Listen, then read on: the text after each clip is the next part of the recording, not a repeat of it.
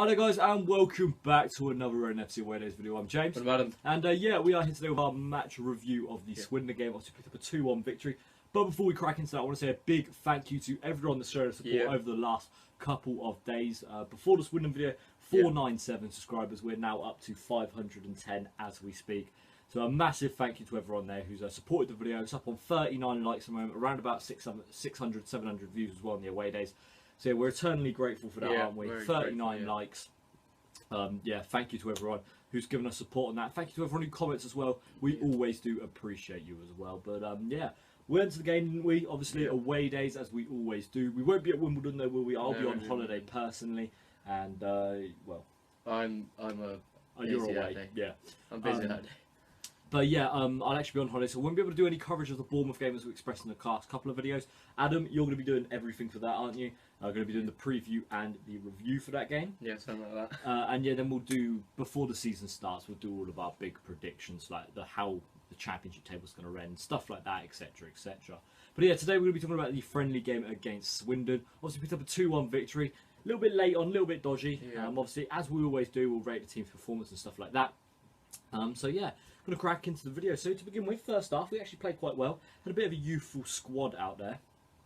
Yeah, we had quite a good front. For example, we had, what was that, Keown starting, I believe.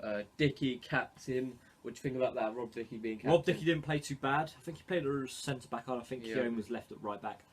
Keown wasn't as confident as Sean Long was on the ball. Sean Long was made a few mistakes, though, when he came on in the second half. Rob Dickey though was really impressive, and he partnered alongside Campy. Campy, who was on trial, got let go of today.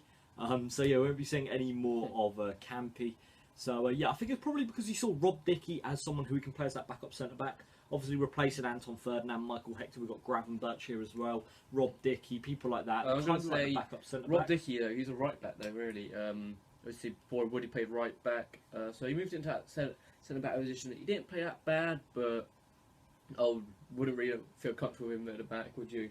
Really? Well, I didn't think he played too badly. I think it was mostly Campy who made the mistakes at the back.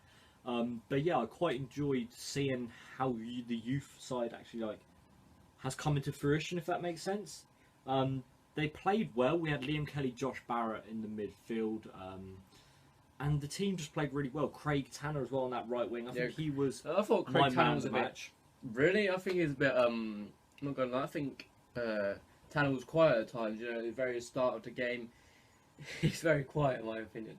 I don't know how you could say he's man of the match. You know, you could say he done a flick on for Rakels' goal, passed it to Jack Stacey. Was it Stacey's goal? Yeah, Stacey's goal. He flicked it on. But I thought he played well throughout the game. Made a few good passes here and there. Made a few good runs down the wing. And yeah, almost at the end got George Evans a goal. Nearly set that up. And I thought Tanner played really well. I can see him definitely as a squad player next year. Someone who can use in the cup game. Someone could bring on late on. Obviously, showed he's got a bit of pace as well. Yeah, I got to agree with that. I think he could be a good cup player. Come on, it'd make a difference in that cup games. But I don't think we should play him in the league. Personally, in my opinion, because I don't think he's that standard jersey. Because he played for Plymouth last year. He was on loan to Plymouth and didn't really hear too much about him. They obviously got to the final. And well, from the Plymouth fans we spoke to, they said they liked Craig Tanner there. They said he's more of not of a goal scorer, but more of a team player. Yeah. And that's why I want to see him come off the bench and stuff like that. Obviously, can make the impact. He was very quick, weren't he, throughout the game? I want to see more of that from him. Another player who really impressed me actually was Dennis Rakels. He was able to move quite a lot, get in different positions here and there. Had a bit of pace on him as well. Ended up scoring a goal, which is actually his 5th goal for the club if you count like pre-season games and stuff like that. Obviously, he scored 3 last year. But it was an interesting tweet from Charles Watts actually, and it was Dennis Rakels actually picks up a goal every 118 minutes. So every game and 10 minutes, Dennis Rakels scores for us basically. Yeah, I think he's a good player, but again, Rakels, he comes up with a goal, but off the ball, you got to agree, you can't really see him off the ball, did you? You didn't see him at all, apart from when he scored. Well, throughout the game, he was making the runs, he was challenging people, put a lot of pressure on the goalkeeper. Probably didn't need pressure because he was going to muck it up anyway. Yeah, really bad at kicking the ball. Safe to say their goalkeeper wasn't the best I've ever seen in my life. Tried to keep you up in, didn't he? And Rakels pressured him, etc, etc. But yeah, he wasn't the best goalkeeper in the world, and Rakels, I thought, he played well in that striker role. He's more of a poacher. He definitely showed that in that game, obviously getting the ball kind of like put into the 6-yard box, scoring again. If you look, most of his goals is coming from inside the area. He's not going to score from outside the box. He's someone who needs it down to his feet. He's going to need to just bang it first time. I think that's what the Danish record player is. Kind of seems like a Lafondra role. Yeah, I think he's a good player, but I think got better strikers. I think, in my opinion, I think Yapstam will probably play him. I reckon he'll start him next season quite a lot. But in my opinion, I'll say he's more of come off the bench player, because obviously he didn't start yesterday. Well, I mean, he came on after like 20 minutes after Dominic Samuel got injured. Still, he didn't start. Played 70 minutes though, which is basically a full game. If you compare it to what Dominic Samuel played, he was a starter. Obviously, got injured again. I don't know. It's annoying because Dominic Samuel's a good player, and this is what. It seems like the story of every season. He'll get injured and he'll go out on loan.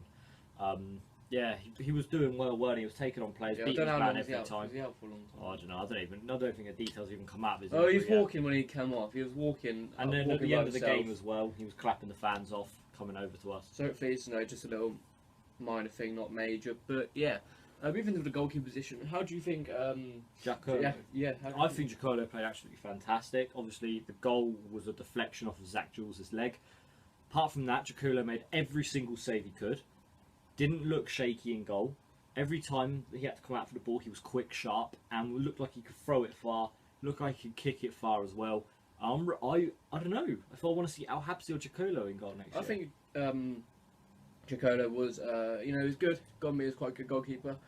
Made very good saves. Obviously, the goal deflection, which was unlucky. But his throw in there, I noticed whenever when he was doing a throw, he didn't always try to do it quick. Didn't really think about it. Whenever he threw it, didn't go to a Reading player. Always went to a Swindon man. And yes, I remember it was some risky stuff you've done. Obviously, you threw it quick out, and went straight to a Swindon player, and he could have got lobbed. So you never know. I still thought he played really well in goal though. Yeah. I mean, his shot stopping definitely isn't something we can take the mick out of. Played really well, I thought, throughout the game.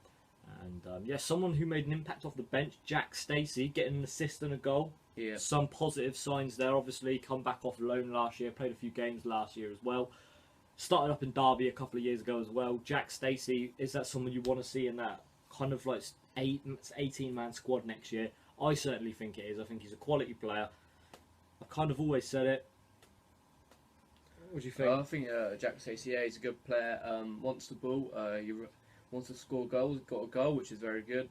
I think he's a good backup for obviously McCleary. He was there yesterday, but he wasn't in the squad at all. But yeah, Jack Stacey has shown what he's doing. He was a bit quiet against Bournemouth though.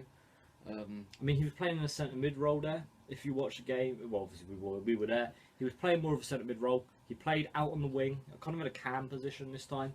Played fantastic. Another player I thought who didn't do very good was Liam Kelly, because he didn't do as well as he did against Bournemouth, and when he was in Holland, he looked a bit, he's overthinking the passes. Gave away a couple of free kicks. Had a free kick. The free kick definitely didn't show his one against Bournemouth. No, but I actually think Liam Kelly struggled because he was playing in such an inexperienced midfield. If you watch the other games, he had Danny Williams in there with him. He had Joey Vandenberg, and he didn't really have the creativity to move around. This time he was stuck with Swift and Barrett, two attacking players anyway. So that's why I think Liam Kelly kind of struggled in that game, and that's why I think he wasn't able to express himself as much. But yeah, I still think we played well, just the team as a whole. We just didn't, obviously, where it's an under-21 squad, I just don't think we had the chance to evolve as much as we wanted to. Like how much we did against Bournemouth and how much we did against Al Tawoun. But yeah, it's basically it for the players. Not really much else to talk about. Obviously, Fosu, who played, didn't really do too much. Took on his man a few times, lost it quite a bit. Zach Jules again, I felt his last performance was like a 9 out of 10. This one was more like a 7. He still played well, but he did make a few mistakes here and there. Obviously, had the deflection for the goal. But yeah, apart from that, do you want to do your rating out of 10? Yeah, out of 10, I'm going to say we played a 6.5, I'm going to say. I know you might think it's a bit low. We did win, which is the main thing. But you had really high expectations. Yeah, I said 4-1, so, But yeah, I'm going to say 6.5/7 out of 10. Well, yeah, I was going to go for a 7. I thought we played all right throughout the game. Swindon kind of controlled us in the second half of the first half. Apart from that, we played really well. But yeah, there's nothing really else much to it. Alright guys, so that's going to be it for today's video. I hope you've all enjoyed it. Obviously, we picked up the 2-1 victory. Apart from that, nothing else really went on. So yeah, I've been James. I've been Adam. And yeah, we'll see you guys in the next video. Peace.